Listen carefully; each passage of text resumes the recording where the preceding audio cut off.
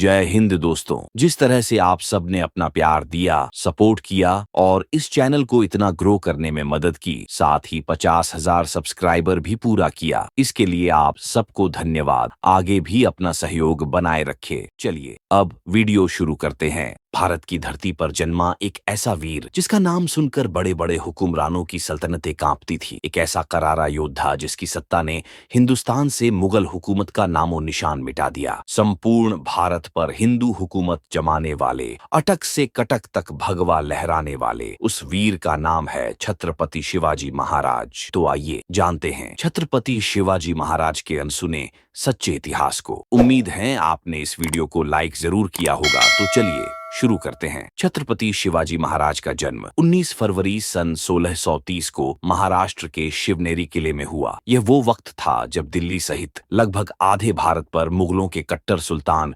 औरंगजेब की राज्य था और दक्षिण भारत पर आदिल शाह और कुतुब शाह जैसे सुल्तानों ने कब्जा जमा रखा था। इस वक्त तक भारत में एक भी स्वतंत्र हिंदू राज्य नहीं बचा था। देश, धर्म, मंदिर, हिंदू और गायों को खतरे में देख मात्र 15 साल की उम्र में छत्रपति शिवाजी महाराज ने संपूर्ण भारत पर हिंदू साम्राज्य जमाने की प्रतिज्ञा ली और इसलिए उन्होंने अपने दोस्तों को अपने साथ लिया और बीजापुर की मुस्लिम सल्तनत पर धावा बोल दिया। मात्र 16 साल की उम्र में छत्रपति शिवाजी ने अपने दोस्तों के साथ मिलकर तोरणा के किले को विजय कर लिया। इस किले से छत्रपति शिवाजी को बहुत बड़ा खजाना हाथ लगा। इस खजाने से महाराज ने अपनी एक सेना बनाई और इसी सेना के बल पर छत्रपति शिवाजी महाराज ने धीरे धीरे अपने साम्राज्य का विस्तार किया और अपनी सेना के साथ कोंकण पर चढ़ाई। मुगल इलाकों पर पहली बार कोई हिंदू राजा तलवार लेकर आया था। मराठा सेना ने मुस्लिम सूबेदारों को मारकर कोंकण, कल्याण जैसे नगरों पर भगवा ध्वज तान दिया। 40 किले, 9 सामंत और 60,000 सेना के सरदार छत्रपति शिवाजी महाराज ने बीजापुर की सल्तनत पर धावे बोल बोलकर उसे पूरा खोखला कर दिया। अपनी सल्तनत खत्म होते देख बीजापुर का सुल्तान अली आदिल शाह कांप गया। उसने अपने सेनापति अफजल खान को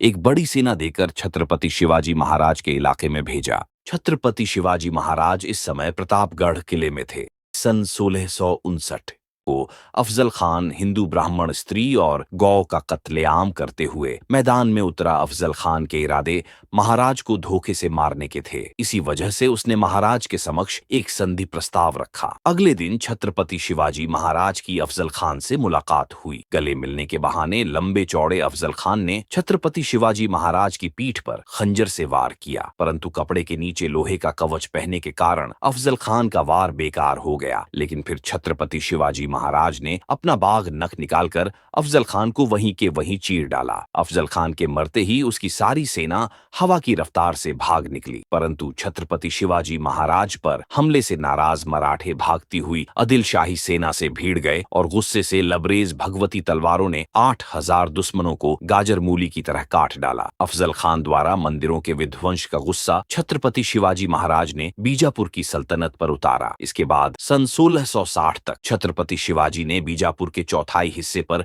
कब्जा कर लिया। सल्तनत के किले ध्वस्त हो गए, जागीरें लुट गई और सल्तनती सेनाएं लड़मर कर बर्बाद हो गए। दक्कन की सल्तनत को रक्त से नहलाकर छत्रपति शिवाजी महाराज ने अपनी सेनाओं को कोल्हापुर की तरफ कूच करने का आदेश दिया। मराठों की गरजती हुई सेना दक्कन के खुले मैदान में उतरी और पन्हाला सहित एक एक दक्कन के 17 किलो को विजयी कर लिया। सन 1660 की रात आदिल शाह को उसके गुप्तचरों ने सूचना दी कि छत्रपति शिवाजी महाराज पन्हाला किले में है और इस समय उनके पास मात्र 600 सैनिक हैं। मौके का फायदा उठाकर आदिल शाह ने सिद्दी जौहर को 10,000 की सेना के साथ पन्हाला भेजा। मध्य रात्रि तक सिद्दी जौहर ने किले को चारों तरफ से घेर लिया। इस विकट परिस्थिति में छत्रपति शिवाजी ने बड़ी चतुराई से काम लिया। उन्होंने कई दिनों तक दुश्मन सेना का अनाज खत्म होने का इंतजार किया और 13 जुलाई की रात थकी हुई दुश्मन सेना को चकमा देकर महाराज सभी मावलों को लेकर पन्हाला किले से निकल गए। भनक लगते ही दुश्मन छत्रपति शिवाजी महाराज के पीछे लग गए। छत्रपति शिवाजी 300 मावलों को लेकर आगे बढ़ चुके थे और इधर बाजी प्रभु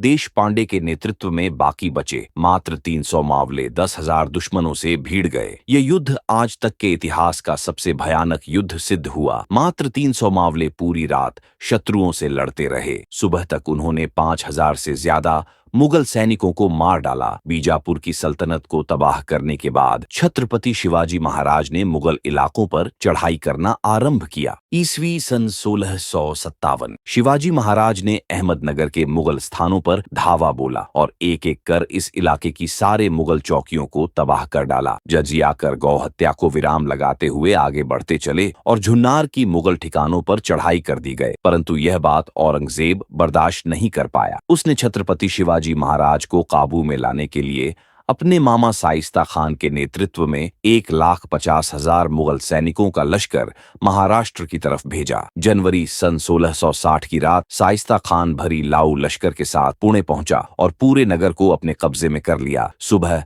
शाइस्ता खान पुणे के हिंदुओं, गायों और मंदिरों पर अपना गुस्सा उतारता और रात को पुणे के लाल महल में चला जाता। 3 महीनों तक यही चलता रहा, पर 5 अप्रैल सन 1663 की आधी रात को छत्रपति शिवाजी महाराज ने शाइस्ता खान पर हमले की योजना बनाई और मात्र 400 मराठों के साथ छत्रपति शिवाजी महाराज पुणे की ओर निकल गए। मराठे वेश बदलकर किले में प्रवेश कर गए। शाइस्ता खान की रूह कांप गई जब उसने मौत रूपी छत्रपति शिवाजी महाराज को अपने सामने देखा। घबराया हुआ शाइस्ता खान किले से नीचे कूद गया। वो तो बचकर भाग निकला, पर महाराज की तलवार ने उसकी 3 अंगुलियां काट डाली। अचानक हुए इस हमले से मुगल खेमे में भगदड़ मच गई। इस भगदड़ का फायदा उठाकर सभी मराठे पुणे से वापस लौट गए। सन 1664 को छत्रपति शिवाजी महाराज ने मुगलों के सबसे अमीर शहर सूरत पर चढ़ाई कर दी। मराठों ने सूरत के पूरे मुगल व्यापार को चौपट कर दिया और मुगलों की बेशुमार दौलत को अपने कब्जे में ले लिया। इस घटना से औरंगजेब का गुस्सा 7वें आसमान पर था। अपनी सल्तनत के अपमान का बदला लेने के लिए औरंगजेब ने तुरंत आमेर के राजा जयसिंह को एक बड़ी सेना के साथ छत्रपति शिवाजी महाराज के राज्य में उतारा। सन 1665 को जयसिंह ने 1 लाख सैनिकों के साथ छत्रपति शिवाजी महाराज को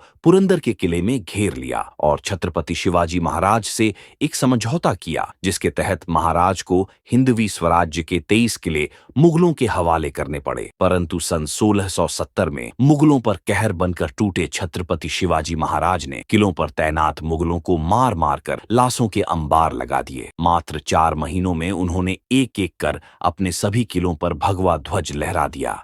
6 जून 1674 छत्रपति शिवाजी महाराज का वैदिक मंत्रों के साथ राज्य अभिषेक हुआ। अपने राज्य तिलक के तुरंत बाद हैदराबाद रियासत पर चढ़ाई कर दी। उनकी सेना दक्कन के पर्वतों से उतरी और पोंडा, कारवार, कोल्हापुर और जंजीरा के किलों को हुकूमत के नीचे ले आई। छत्रपति शिवाजी महाराज ने कर्नाटक से होते हुए वेल्लोर, गिंगी, मैसूर और तमिलनाडु तक विजय प्राप्त की। सन 1680 में मात्र 50 साल की आयु में छत्रपति शिवाजी महाराज ने स्वर्ग की ओर प्रस्थान किया। ऐसे वीर सपूतों से जुड़े और भी वीडियो के लिए हमारे चैनल को सब्सक्राइब करें।